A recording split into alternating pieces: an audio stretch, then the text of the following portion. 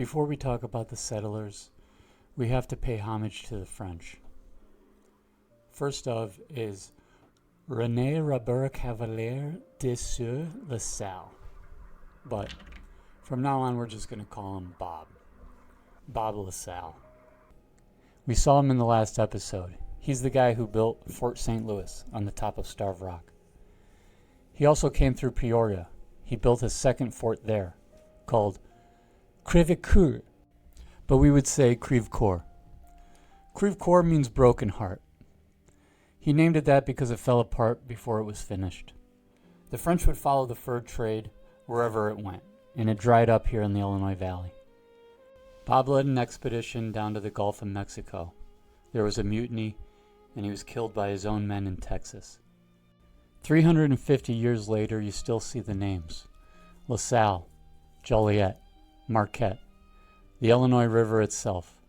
Every one of those names comes from someone who came through this valley, pointed to this ground, and said this spot, and they wrote it down. Thanks, Bob. The first modern settlers came in 1820s, almost 150 years after Bob died. The nearest real town was Peoria. Chicago didn't exist yet. There was 250 Potawatomi living in Ottawa. The U.S. government had just negotiated them out with a treaty. People were reading the geography the same way they always did. They followed the river, they found the crossing, they said build there. The first settlement was on the north bank of Utica. They called it science, like a bunch of frontier farmers wanting to sound like they were building the future. They were. But they were plowing over one of the most significant archaeological sites in North America, and they didn't know it, and they didn't look. Not the first time science overlooked archaeology. Not the first time the future overlooked the past. In 1673, Joliet wrote down in one of his journals that if you cut a canal from Chicago to LaSalle and connect Lake Michigan and the Illinois River, you would have one continuous path from the Atlantic Ocean through the Great Lakes, down the Mississippi to the Gulf of Mexico. This is a 1600s version of an interstate. No one did anything with this information for 150 years. Before Illinois was a state, it was a territory, and they wanted in. But they didn't have the population. They had a delegate, Nathaniel Pope. He stood up in front of Congress with an argument. If we build the canal, Illinois becomes vital to the whole nation. And Congress said yes.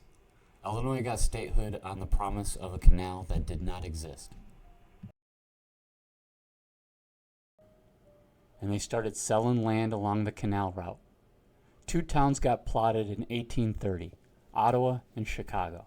The same year, the same surveyor. Peru got its name from the country. Peru declared independence in 1821. It was the newest country in the world at the time. Settlers on the frontier naming a new town after the newest nation on earth. LaSalle grew up around the boat basin. 4 towns, 1 river, 1 decade.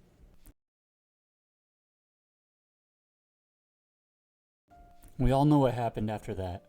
The Irishmen showed up with pickaxes. For 12 years, they dug out the I&M Canal in the mud, uphill, both ways.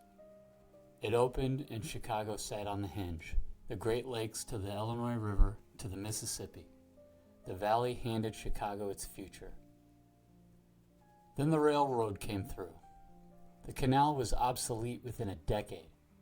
12 years of men dying in the mud for no pay. Now it's a walking trail. Bring your dog. Generally speaking, when the railroad arrived, towns built on a single transportation route had nothing else. They died with it. Ghost towns. Grass through the towpath. A historical marker. That's what should have happened here. But it didn't. We had coal. The entire country was running on coal. Without the canal, we don't have a state. Without coal, we don't have a town. By 1858, the valley was humming. Coal shafts going down into the ground, the railroad moving everything out. LaSalle County had 60,000 people in it. And that August, the whole county showed up. Picture it. Washington Square, packed shoulder to shoulder, 12,000 people. They came by train, by boat, by wagon, by buggy, on foot. A 17-car train came from Chicago just for this. Lincoln and Douglas, two white dudes debating slavery in a state that never had it. Douglas believed that the individual states should work out the issue. Lincoln believed that some things shouldn't be up for debate. Douglas won. He won the Senate seat that year. 2 years later, he lost the presidency to Lincoln. We all know what happened next. The South seceded from the Union and the war started. Douglas believed that 600,000 young men shouldn't die over this issue. He went town to town, begging the country not to tear itself apart. It didn't work. He died alone in a Chicago hotel room in 1861. The Senate had eulogized him as one of the first casualties of the Civil War. You can find plenty of information about Lincoln and what happened to him after that. So I just want to give a shout out to Stephen Arnold Douglas, also known as the other guy. So that's what was happening on the national stage. Back here in the Illinois Valley, things kept moving. Natives have claimed it, and Bob named it, and the settlers broke ground, and the Irish dug it up, and the coal men lit the engine. Every generation built on the bones of the last one. And while the country was tearing itself apart, two men from a German mining school were already in LaSalle. They were Matheson and Hegler. They looked at the coal, the railroad, the river, and they were about to build an empire.